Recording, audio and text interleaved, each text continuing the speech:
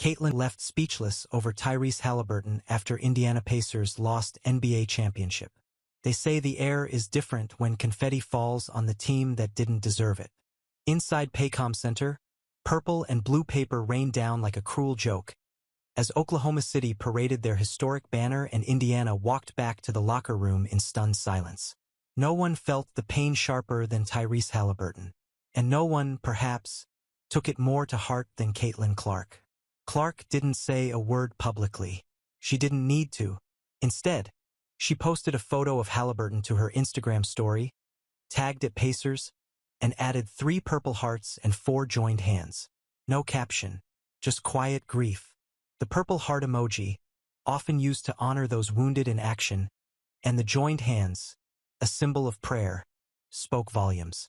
The WNBA's brightest rookie left speechless over the NBA star who had carried Indiana until his body gave out. It all unraveled in a heartbeat, just 5 minutes into Game 7.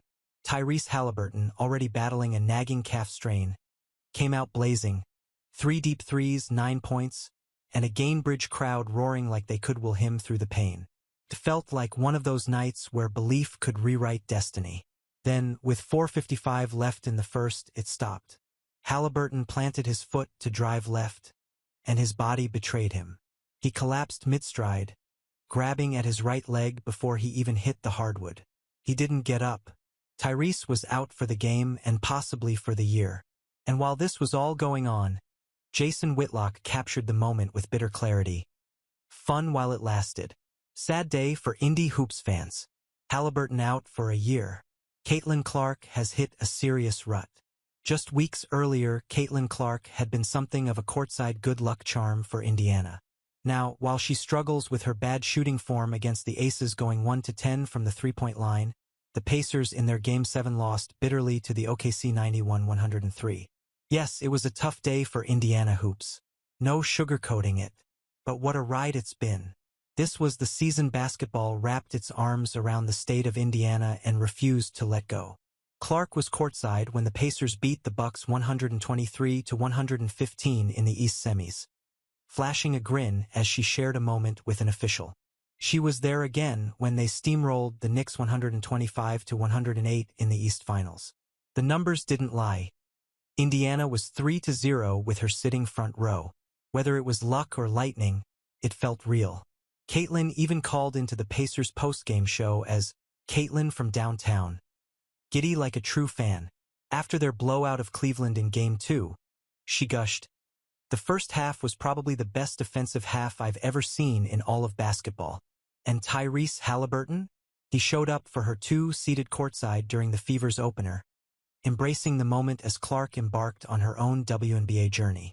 After the Pacers' miraculous overtime win in Game 1, Clark tweeted, "Pacers are the greatest comeback team I've ever seen."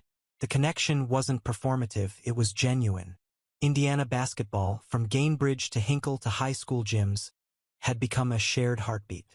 In fact, the Haliburton-Clark connection resonated so deeply that it even drew a nod from Paul George. On his podcast P-Show in May, the former Pacer reflected on the energy brewing in Indiana hoops. "You know, we used to support Tamika Catchings," George said.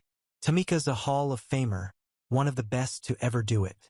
We'd buy tickets, pack the gym for her playoff games. It's just different in Indiana, bro. The city lives for basketball." That love came alive again in Game 3 of the finals. The Thunder started hot, going up 32-24 after 1. But by the third quarter, the momentum shifted.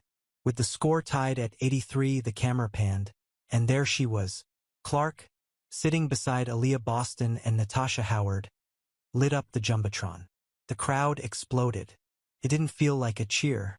It felt like a charge. She wasn't alone either. Fever teammates Lexi Hull, Ari McDonald, Michaela Timpson, and Sophie Cunningham were in the house too, waving towels and screaming like they were one rotation away from checking in. "Get 'em boys," they posted on X, just as Haliburton sank a corner 3. The Pacers won that night, and for a few shining moments, it felt like the whole state was moving in rhythm. NBA and WNBA, rookies and veterans, city and team. Game May 7th have ended in heartbreak, and Clark's jumper might be off, but the season was something to hold on to. Not just because of wins and stats, but because of the story it told of stars rising together, of crowds roaring in unison, of a basketball culture that bleeds blue and gold. The chapter ends in pain. But Indiana isn't done. Not by a long shot. Of a basketball culture that bleeds blue and gold. The chapter ends in pain. But Indiana isn't done. Not by a long shot.